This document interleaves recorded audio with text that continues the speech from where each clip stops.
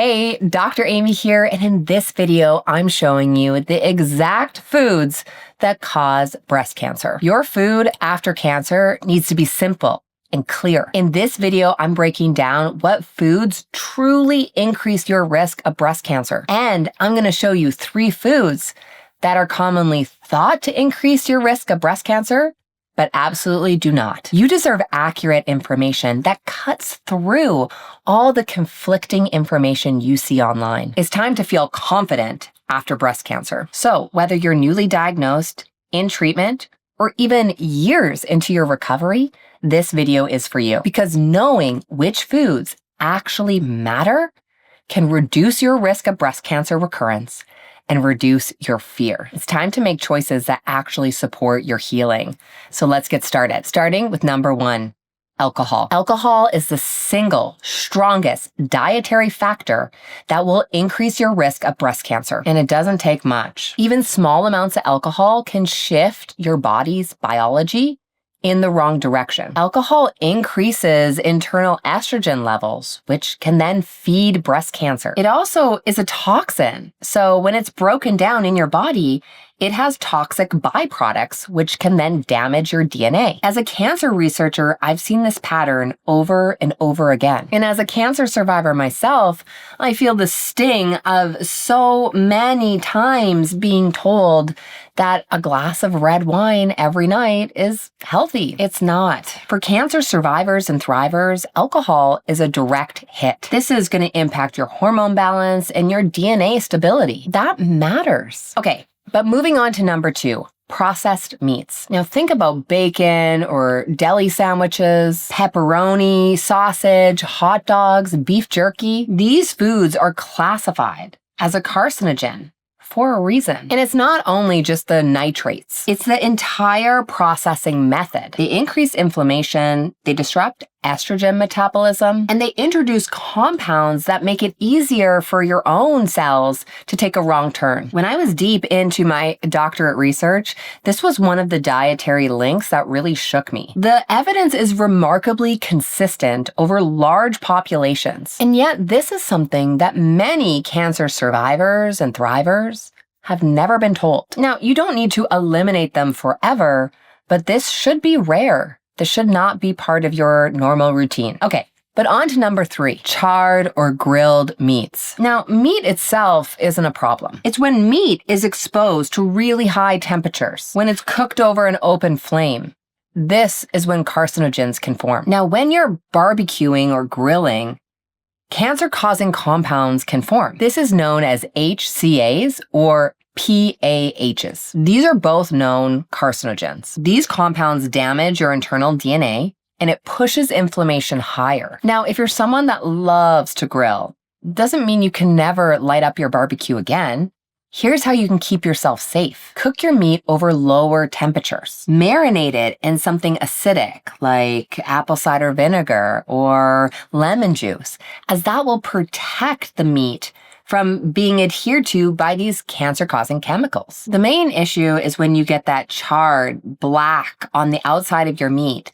That's where cancer-causing compounds have formed. Okay, but on to number 4. Refined carbohydrates or sugary foods. Now, this is not because sugar feeds breast cancer. That saying is grossly oversimplified and just ends up scaring people. The real issue is that sugary foods or refined carbohydrates trigger insulin resistance. Insulin resistance is one of the most common overlooked factors in breast cancer. High insulin drives inflammation. It increases visceral fat, that belly fat around your organs. This is also the type of fat that produces estrogen. It keeps your hormones and your immune system in a stressed state. Now, when I was recovering from my own stage 3 diagnosis, I felt how sensitive my body became with huge swings in my blood sugar. Taming that roller coaster, that made a dramatic difference. My exhaustion improved, and so did my long-term recovery. Okay, but on to number 5, high-fat dairy. Whole milk, full-fat cheese, ice cream. High-fat dairy has been shown to increase the risk of breast cancer. So if you have a history of breast cancer, and especially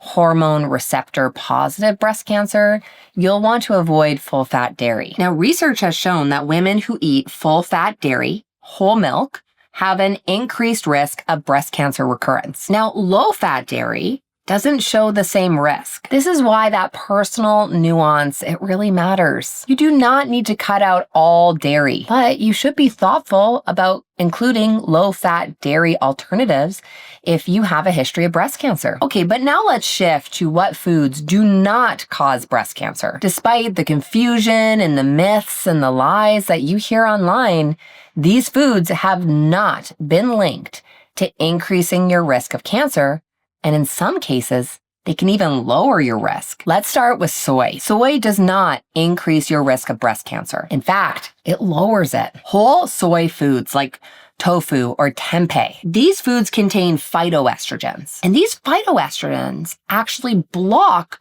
the stronger estrogen from binding to the receptors. They compete on a receptor level, and they actually lower your overall estrogenic activity. And yes, soy is safe for hormone-positive breast cancer. It's safe for women on tamoxifen. It's safe for women on aromatase inhibitors. This is one of the most misunderstood foods in cancer nutrition. The evidence is clear, consistent, and reassuring. Okay, but next is flaxseed. Flaxseed is one of the most protective foods for breast cancer survivors. It improves estrogen metabolism and it lowers inflammation. It also reduces tumor-producing markers. Now, ground flaxseed is best because it's easier for your body to absorb. About 1 to 2 tablespoons per day is a powerful addition. Now, I often share with my clients inside the Cancer Freedom Program to add a tablespoon of flaxseed to their daily routine. They're always shocked in how quickly it becomes a habit and it supports their hormones and immune systems.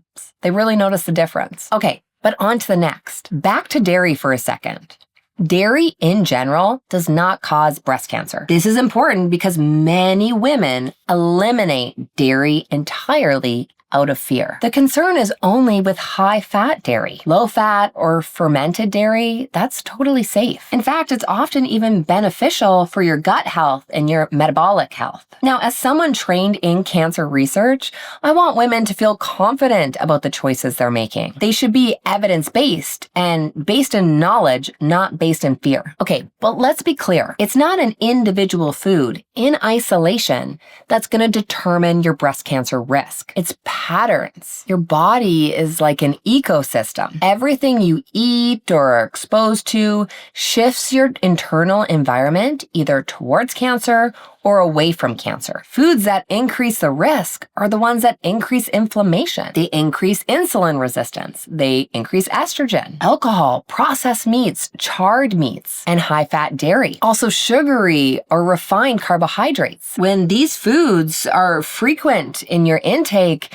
this is what's going to dominate your biology. You're going to become more vulnerable. Foods that decrease your risk of breast cancer are things like fiber, omega-3s, healthy fats, phytoestrogens, or antioxidant-rich plants, soy, flaxseed, low-fat or fermented dairy, beans and lentils, vegetables and fruit of every color. These are the foods that create a stronger, more internal environment. Now, as a cancer survivor myself, I know how confusing and overwhelming that this all can feel. When I was diagnosed with stage 3 cancer, I was completely exhausted. I remember sitting on the floor in my kitchen, just trying to figure out what to eat. And one of the first things I did was go back to my own research. You know, look, cancer survivors and thrivers, they don't need perfection, but they absolutely need strategies and patterns that are going to support their long-term recovery. And I see this every single day inside the Cancer Freedom Program. One client in particular comes to mind. She had ER/PR positive breast cancer. She felt terrified of making the wrong food choices. She had cut out soy, dairy, carbohydrates, nearly everything else, and she was miserable.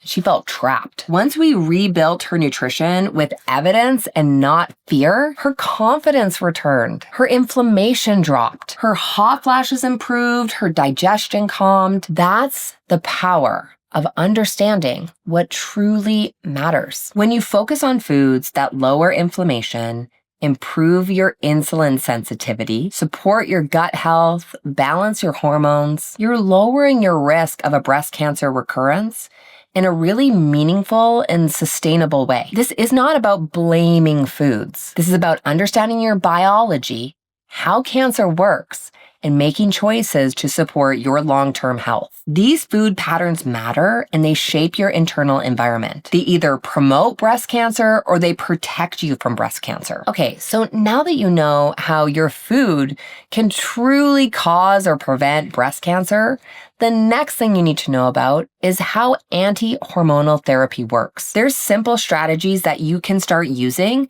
to protect yourself from the life-changing side effects of these drugs. And that's exactly why I'm linking up this next video for you here. Click the link here and I'll see you in the next video.